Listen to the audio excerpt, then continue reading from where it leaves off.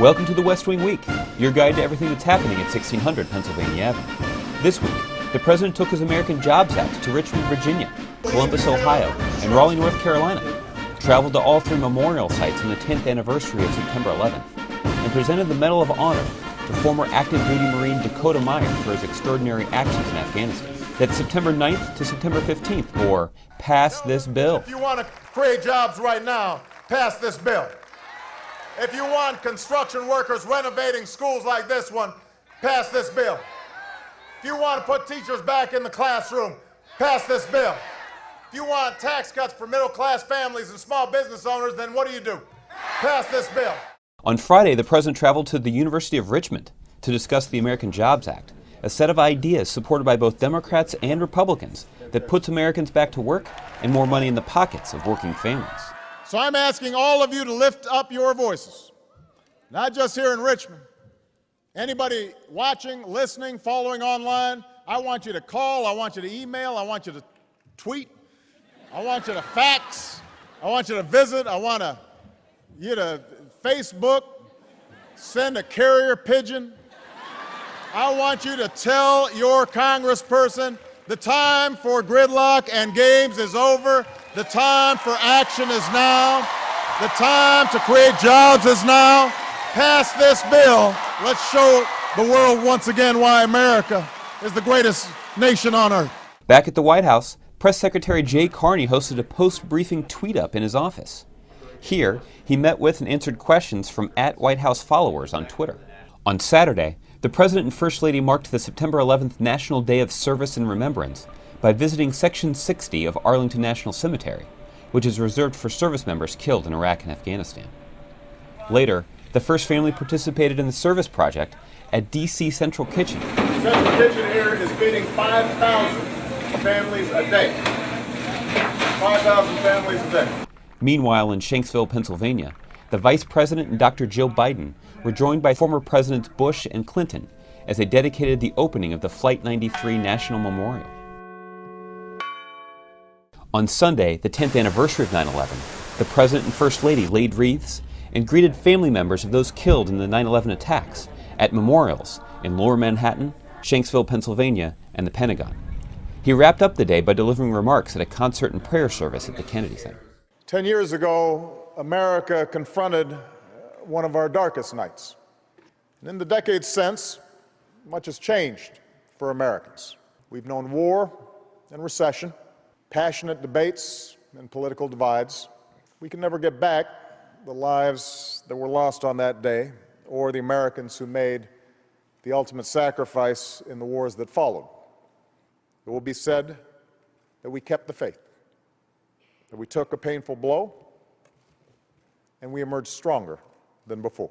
On Monday, September 12th, the President stood with the Vice President and veterans, teachers, construction workers, small business owners, police officers, and firefighters who will benefit from the American Jobs Act to announce that he was sending the legislation to Congress. This is a bill that will put people back to work all across the country. This is the bill that will help our economy in a moment of national crisis. This is a bill that is based on ideas from both Democrats and Republicans. And this is the bill that Congress needs to pass. No games, no politics, no delays. I'm sending this bill to Congress today, and they ought to pass it immediately. Later, the President took the short walk across West Executive Avenue to the Eisenhower Executive Office Building, where he made a surprise visit to the White House-hosted Open for Questions event with Interactive One, a network of African-American websites. The President discussed the American Jobs Act and its specific impact on job growth in urban communities. On Tuesday, the President traveled to Columbus, Ohio, where he visited Fort Hays Arts and Academic High School to highlight his proposal in the American Jobs Act to put folks back on the job by rebuilding and modernizing 35,000 public schools all across the country. But here's the thing, there are schools all throughout Ohio that need this kind of renovation. There's a bridge in Cincinnati that connects Ohio to Kentucky that needs this kind of renovation. There are construction projects like these all across the country just waiting to get started, and there are millions of unemployed construction workers who are looking for a job. So my question to Congress is, what on earth are we waiting for?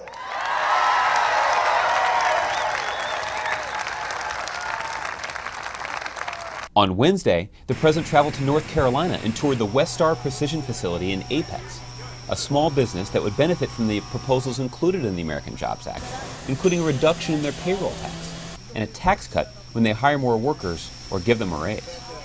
Later, the president spoke to a crowd of more than 9,000 people at North Carolina State University, re-emphasizing the need for Congress to get to work on passing this bill in order to put more people back to work and to put more money in the pockets of working Americans while not adding a single dime to the deficit. This isn't about me. This isn't about giving me a win. This isn't about giving Democrats or Republicans a win. It's not about positioning for the election. It's about giving the American people a win. That's what it's about. It's about giving small business owners and entrepreneurs a win. It's about giving students a win. It's about giving working families a win. It's about giving all of us a win. That evening, the President and First Lady attended the 34th Annual Congressional Hispanic Caucus Institute Awards Gala and kicked off Hispanic Heritage Month. We're at a critical time for our country. The fight we're having right now, the fight to put more Americans back to work, to make our country stronger in the long run, to prove that we can get something done here in Washington. This fight could not be more important for the people in this room, for the Latino community, and for millions of Americans who need help. On Thursday, the President led a Medal of Honor ceremony for Dakota Meyer, who is the third living serviceman and the first Marine to receive the Medal of Honor for actions in Iraq and Afghanistan. Ladies and gentlemen, the President of the United States and Mrs. Michelle Obama. Dakota, I realize the past 2 years have not been easy for you, retelling the story of that day and standing here today.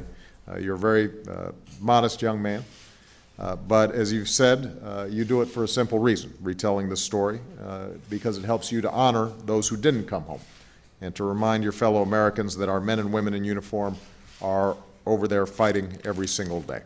To find out more information on any of these topics or to see complete videos of these events, go to whitehouse.gov. And thanks again for checking out your West Wing Week. Who belongs to this? Go on, take it. It's okay to take this? You feel like it? I can get out of here? Jill, get in the back. Let's get out of here. Oh man, you guys make me feel bad. Yeah. You know, once you get elected vice president, they don't allow you to drive anymore. They don't allow you to ride a bike anymore.